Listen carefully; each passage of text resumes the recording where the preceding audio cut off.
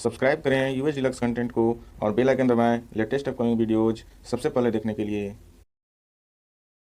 कल गृह मंत्रालय ने आदेश पारित किया है कि वे विदेशी नागरिक जो कोविड-19 की वजह से भारत में फंसे हुए हैं और जिनका वीज़ा एक्सपायर हो गया है या होने वाला है, उनके आवेदन देने पर वीज़ा की अवधि 3 मई 2020 तक निःशुल्क बढ़ाई जाएगी और उन पर किसी तरह की ओवरस्टे पेनल्टी भी नहीं लगाई जाएगी। अगर विदेशी नागरिकों को ओवरस्टे की वजह से एग्जिट परमिट की आवश्यकता है तो वे 3 मई 2020 तक आवेदन दे सकते हैं। ये एग्जिट परमिट भी उन्हें निःशुल्क दिया जाएगा और 17/5/2020 तक का ग्रेस पीरियड भी दिया जाएगा। यह भारत सरकार द्वारा लॉकडाउन की वजह से फंसे हुए सभी विदेशी नागरिकों के लिए एक सद्भावना का संकेत है। जहां तक आवश्यक वस्तुओं और सेवाओं की स्थिति है, वो संतोषजनक है।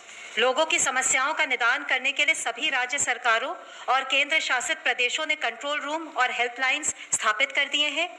सभी राज्यों ने आपदा प्रबंधन के लिए स्टेट इमरजेंसी ऑपरेशन सेंटर्स और डिस्ट्रिक्ट इमरजेंसी ऑपरेशन सेंटर्स को भी क्रियान्वित किया है।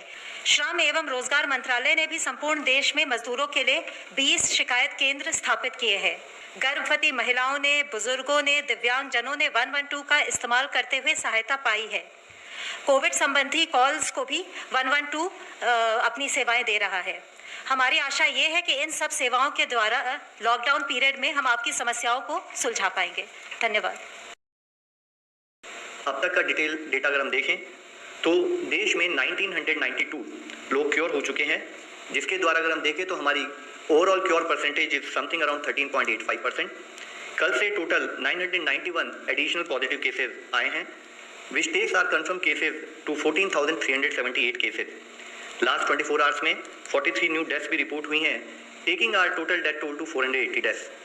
आज मैं आप लोगों की दृष्टि में लाना चाहूँगा कि स्टेट लेवल पर, डिस्ट्रिक्ट लेवल पर किए हुए कार्यों के द्वारा हमें अच्छे रिजल्ट भी काफ़ी हद तक मिलने लगे हैं। डेथ का जो डिटेल्स आई थी, अगर हम उसको एनालाइज करें तो हमने देखा है कि हमारे देश में मॉर्टेलिटी करीब 3.3% पाई गई है, जिसमें अगर एज वाइज एनालिसिस करें तो पाते हैं कि 0 to 45 ईयर्स एज ग्रुप में 14.4% ऑफ पीपल वहाँ पर डेथ नोट की गई है। 45 to 60% में 10.3%, 60 to 75 में 33.1% और 75 ईयर्स एंड अबव में 42.2%। तो यानी कि हम देखते हैं कि 75.3% केसेस जो है वह 60 प्लस उम्र के लोगों में डेथ नोट की गई है। इसके साथ ही जैसे मैंने आपको बताया कि 14,378 पॉजिटिव केसेस जो आए हैं, उसमें से 4,291 लगभग 29.8% केसेस निजामुद्दीन मरकज क्लस्टर से सिंगल सोर्स से संबंधित पाए गए हैं, जिससे 23 स्टेट्स और यूनियन टेरिटरी से इससे रिलेटेड केसेस पाए गए। मुख्यतः तमिलनाडु, दिल्ली, तेलंगाना, उत्तर प्रदेश और आंध्र प्रदेश जैसी हाई डिजीज बर्डन स्टेट्स में, जो कि top 10 states in terms of case loads हैं, वहाँ पर इस पर्टिकुलर इंसिडेंट से रिलेटेड केसेस पाए गए हैं। तमिलनाडु में 84% केसेस, दिल्ली में 63% केसेस, तेलंगाना में 79% केसेस, यूपी में 59% केसेस और आंध्र प्रदेश में 61% केसेस इस इवेंट से लिंक नोट किए गए हैं। मैं आप लोगों से अंत में यही रिक्वेस्ट करना चाहूँगा, ये एक हमारी कंटिन्यूड बैटल है, इसमें हम सब लोगों को मिलकर काम करना है, सब लोगों को सपोर्ट करना है। यह समझ सरकार, संपूर्ण समाज, सब लोगों को मिलकर करने वाला एक उद्यम है, जिसमें हमें कोई भी आदमी, किसी का भी ऐसा ना हो कि हमें सपोर्ट ना मिले, हमें सबका सपोर्ट मिले और हम इस बैटल में जीत के इस देश की तरफ से एक सक्सेसफुल एग्जाम्पल दुनिया के सामने रखें। धन्यवाद। ये जो हाइड्रोक्सीक्लोरोक्विन की स्टडी है, ये ऑब्जर्वेशनल यानी कोहर्ट है। ये कोई ट्रायल तो कर नहीं रहे हैं, क्योंकि ट्रायल करने के लिए जो बेस चाहिए वो उतना एविडेंस बेस हम ले नहीं पा रहे हैं। इसमें तकरीबन 480 पेशेंट्स एनरोल होंगे। ये 8 हफ्ता चलेगी। ऐसे अंदाज है कि वो शायद उसको 2 महीने का 2.5 महीने का टाइम तो लगेगा ही। और एक हमको समझना चाहिए, ये लॉकडाउन का पीरियड है, वो काम करना भी उतना ही हमारे लिए कठिन जा सकता है।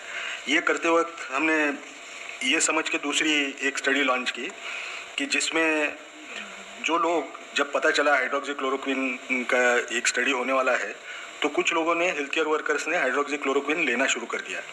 तो उनमें साइड इफ़ेक्ट्स क्या हैं, उसका भी पता करने के लिए एक स्टडी लॉन्च की गई। वो जो स्टडी है, इसमें ये पता चलता है कि एवरेज एज वो लोगों का 35 साल था और ये 35 साल की उम्र वाले जो लोग हैं, इनमें सबसे ज़्यादा कोई लक्षण दिखाई दिया तो वो था एब्डोमिनल पेन, जो उन्होंने रिपोर्ट किया है 10% लोगों को एब्डोमिनल पेन हुआ, तकरीबन 6% लोगों को नौशिया यानी उल्टी होने का महसूस हुआ उनको। बाकी जो थे वो कम प्रोपोर्शन में मिले, जैसे कुछ लोगों को हाइपोग्लाइसीमिया हुआ, वो तकरीबन 1.3% लोग थे। इसमें एक चीज़ उभर के आ रही है कि ये जो हेल्थ केयर वर्कर्स थे उनमें से तकरीबन 22% जो वर्कर्स थे उनको या तो डायबिटीज़ था, ब्लड प्रेशर था, या कोई कोरोनरी वैस्कुलर डिसीज़ वाली कोई बीमारी थी, या रेस्पिरेटरी इलनेसेस थे। शायद उसके डर से वो लोगों ने शुरू किया होगा। सबसे जो हमको एक नज़र जो आया जिसके बारे में सब लोगों ने सोचना चाहिए कि हेल्थ केयर वर्कर्स रहते हुए भी तकरीबन 14% लोगों ने खुद का ECG भी निकाला नहीं था।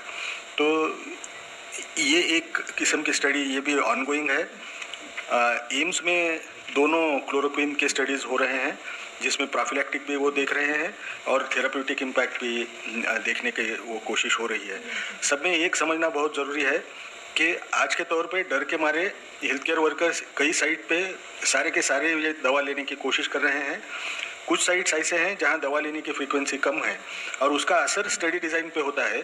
हम लोगों को स्टडी करने के लिए दोनों होमोजेनियस पॉपुलेशन वहाँ जो मिलना है वो हमको मिलने में थोड़ी सी दिक्कत आ रही है। केंद्रीय गृह मंत्रालय ने एक चिट्ठी लिखकर तमाम राज्य सरकारों और केंद्र शासित प्रदेशों को रोहिंग्या शरणार्थी और तबलीगी जमात के बीच संबंध की जांच करने के निर्देश दिए हैं। एक पत्र में केंद्रीय गृह मंत्रालय ने कहा है कि रिपोर्ट्स के अनुसार कुछ रोहिंग्या शरणार्थी तबलीगी जमात के निजामुद्दीन स्थित मरकज में शामिल होने के लिए आए थे, जिसके बाद से वो लोग वापस नहीं लौटे हैं। उनकी कोविड-19 से संबंधित जांच की जानी चाहिए। इस तरीके के लोग अगर कोविड-19 यानी कोरोना वायरस से अगर संक्रमित हैं तो पूरे देश और समाज के लिए खतरा है।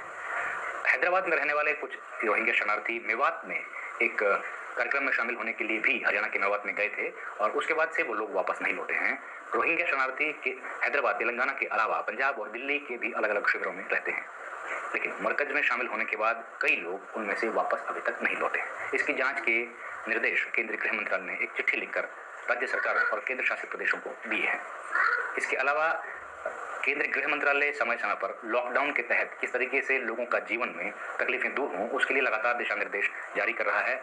हाल ही में कृषि से संबंधित कुछ महत्वपूर्ण दिशा निर्देश केंद्रीय गृह मंत्रालय ने जारी किए थे, जिसके तहत वो लोग अपनी खेती के लिए किसान खेती के साथ साथ उससे जुड़े उपकरणों में भी अपना काम आसानी से कर सकते हैं। मछुआरों के लिए भी अहम निर्देश दिए गए थे। साथ ही साथ कोकोनट, बैम्बू और मसालों की खेती करने वाला किसानों के लिए भी राहत दी गई है हाल ही के कुछ दिशा निर्देशों में।